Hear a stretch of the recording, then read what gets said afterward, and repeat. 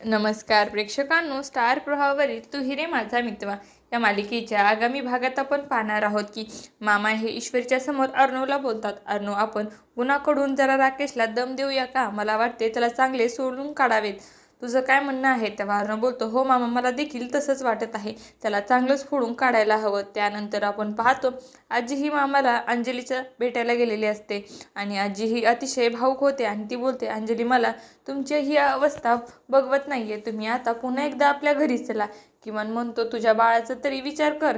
आणि तेव्हा अंजली ही येण्यास नकार देते आणि बोलते, काय झालं आजी? चाळीमध्ये बाळ वाढत नाही का? चाळीतली मुलं देखील मोठी होतात ना.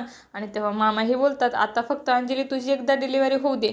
आणि एकदा डिलिव्हरी झाली तर इकडे आपण पाहतो अर्णव आणि ईश्वरी राजेशला धमकावतात.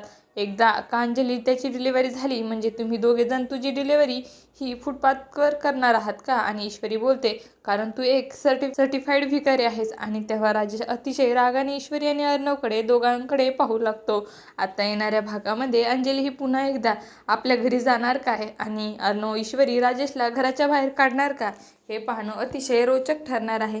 तुम्हाला जर आपला व्हिडिओ आवडला असेल तर चॅनलला लाईक, शेअर आणि सबस्क्राईब करायला विसरू नका. धन्यवाद.